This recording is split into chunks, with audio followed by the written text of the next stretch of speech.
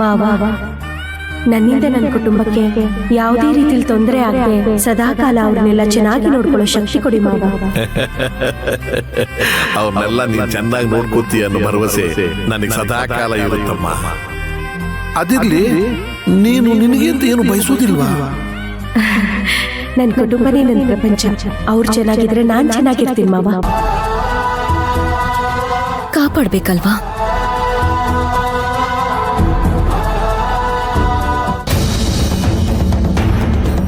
Receive ಮಾಡ್ತಿಲ್ಲ. ಎಲ್ಲಿ ಹೋದ್ರಿ ಇವ್ರಿಬ್ರು? ಏನಾಯ್ತು?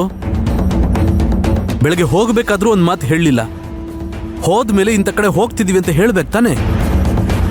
ಮನೇಲಿರೋರ್ ಟೆನ್ಷನ್ ಅವ್ನಿಗೆ ಅರ್ಥ ಆಗಲ್ವಾ? ಚಿಕ್ಕ ಮಕ್ಳು ತರ ಆಡ್ತಾನೆ ನಮ್ ಸುಶಾಂತ. ಆ ಮಂತ್ರನ್ ಮಾತು ಕೇಳ್ಕೊಂಡು ಬೇಡದೆ ಇರೋದೆಲ್ಲ ಮಾಡ್ತಿದ್ದಾನೆ. ಏನಾಯ್ತು?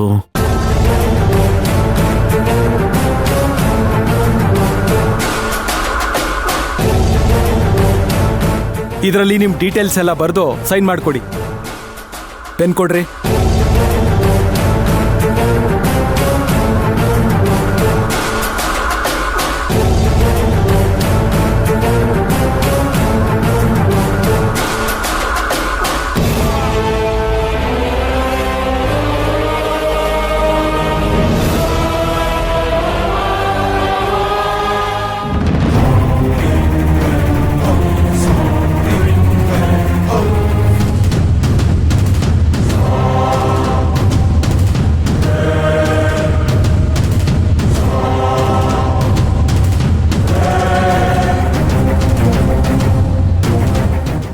ಪಿಸಿ ಸರ್, ಇದು ತಗೊಳ್ರಿ. ಆ ಲೆಡ್ಜರ್ ಬುಕ್ ಕೊಡ್ರಿ.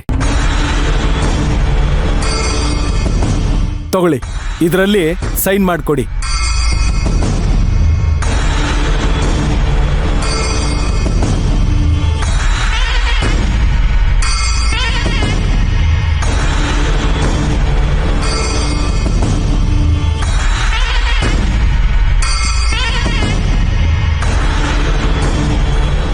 ನಾರಾಯಣ್ ಸರ್, ತಗೊಳ್ಳಿ. ಇವರಿಬ್ರು ಫೋಟೋ ತಗೊಳ್ಳಿ. ಅದನ್ನ ಕಾಪಿ ಹಾಕ್ಸಿ ಇದ್ರಲ್ಲಿ ಪೇಸ್ಟ್ ಮಾಡಿ.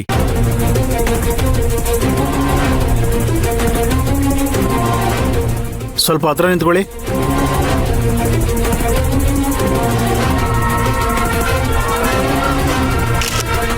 ಆಯ್ತು ಸರ್.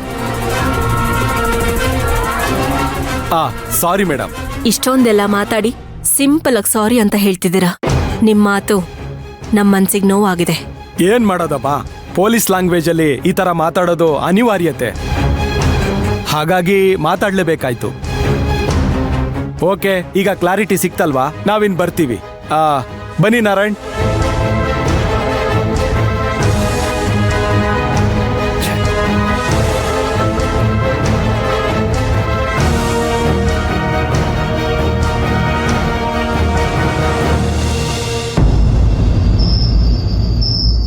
ಸರ್, 1 ನಿಮಿಷ.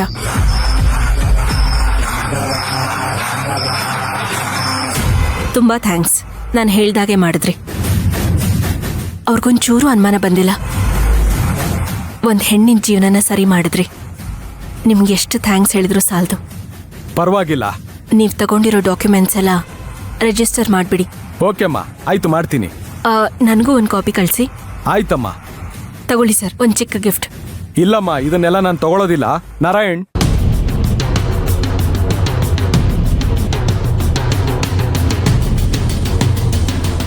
ಸರಿ ಬರ್ತೀವಿ.